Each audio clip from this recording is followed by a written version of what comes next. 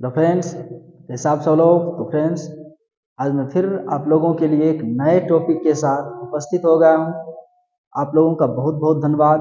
आप लोग हमें बहुत सारे ढेर सारे प्यार दिए और आगे भी देते रहिए और लगातार दीजिए। तो चलिए, आज आप लोगों के लिए फिर से एक नए टॉपिक के साथ, नए कंटेंट के साथ आप लोगों के सामने उपस्थित हूँ। पीछे बोर्ड पे लिखा हुआ सवाल, आइए उसको सॉल्व करते हैं। देखिए, हम आज स्टार्ट किए हैं ज्यामिति। ज्यामिति में बहुभुज पढ़ा रहे हैं।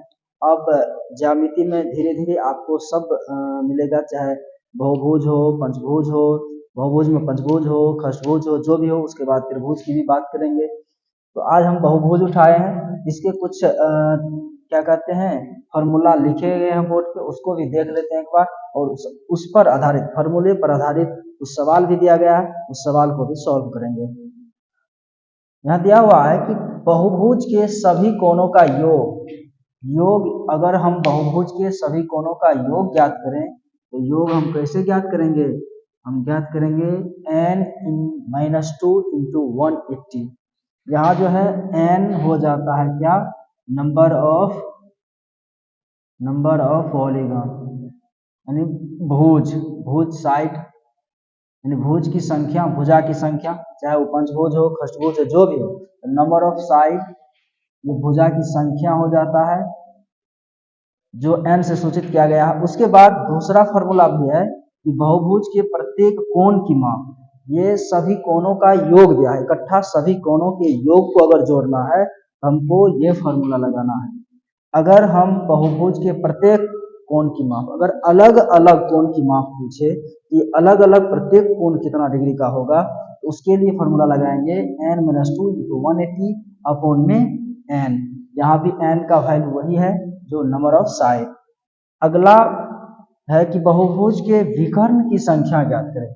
बहुभुज में प्रत्येक बहुभुज में विकर्ण होती है, चाहे वो चतुर्भुज हो, पंचभुज हो, खष्टभुज हो। कम से कम विकर्ण होने के लिए 4 भुजाएं होनी जरूरी है। तो ये विकर्ण की संख्या अगर निकालना हमको, उसके लिए फॉर्मूला होता है n इंटू n-3 अपॉन में 2। ये तीनों फॉर्मूला अति महत्वपूर्ण फॉर्मूला है। इसी पर सब सवाल एकदम टकाटक बनते चल जाएगा। आइए, पहला सवाल दिया हुआ है यहाँ कि समपंचभुज के सभी कोणों का योग ज्ञात करना। हमको क्या करना है? योग। आप लोग जानते हैं कि पंचभुज में कितना भुजा? पंचभुज में होता है 5 भुजा। पंचभुज में कितना भुजा? पंचभुज में 5 भुजा। और यहाँ योग दिया हुआ है, तो आप पहला फॉर्मूला का यूज करिए, n-2 इंटू 180। अब देखिए, इसको सॉल्व जब करेंगे, क्या पूछ रहा हमको? सम पूछ रहा था ना, सम। तो n का वैल्यू कितना? पंचभुज है तो 5 -2 180। ये हो गया कितना? 3 इंटू में 180, 54, यानी 540 डिग्री इसका वैल्यू हो गया। कितना हो गया? इसका वैल्यू 540 डिग्री हो गया। इसी तरह का अगला एक सवाल और देते हैं आप लोगों के सामने, उसको भी सॉल्व करेंगे। ये देख लिए कि समपंचभुज के सभी कोण का योग अगर ज्ञात करना हो, तो कौन सा फॉर्मूला लगाएंगे? n-2 into 180। उसी फॉर्मूला पे हम और जानते हैं हम लोग कि पंचभुज में 5 भुजा होती है, और 5 -2 इंटू में आ गया, इसको घटाए तो आ गया 3 इंटू में 180 गुना किए 540 डिग्री। एक अगला सवाल और लिखते हैं आप लोगों के सामने।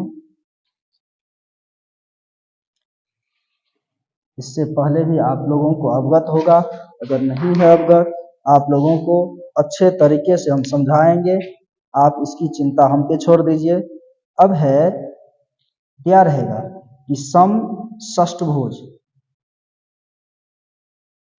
समषष्ठभुज के प्रत्येक आंतरिक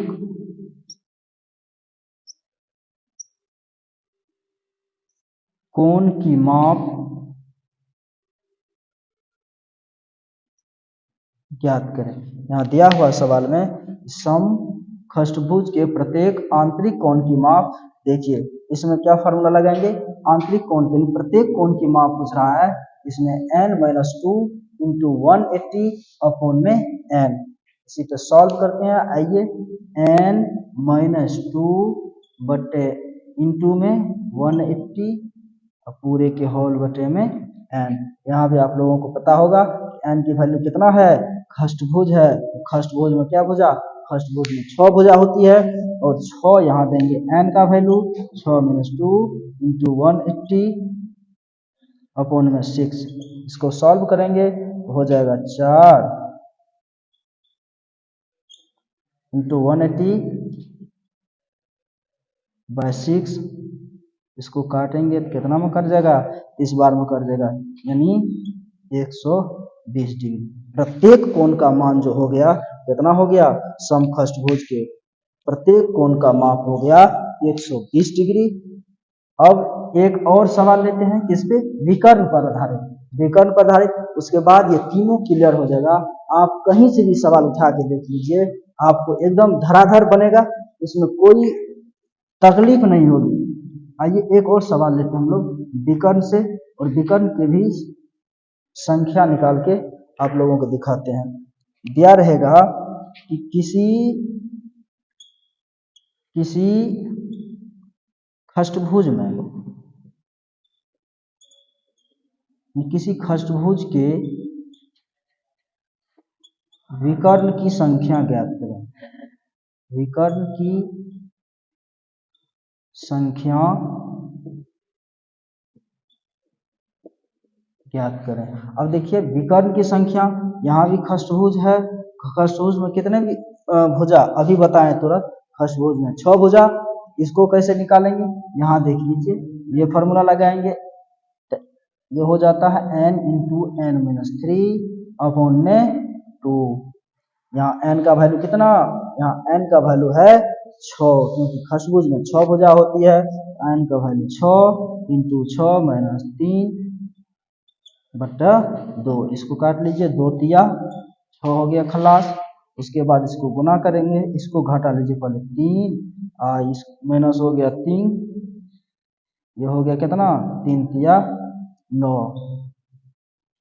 यानी विकर्ण की संख्या अगर खष्टभुज में पूछेगा तो विकर्ण की संख्या समखष्टभुज में कितना हो गया, विकर्ण की संख्या हो गया 9। आप लोगों को समझ में आई होगी, हम आशा करते हैं अच्छे तरीके से समझ में आया होगा।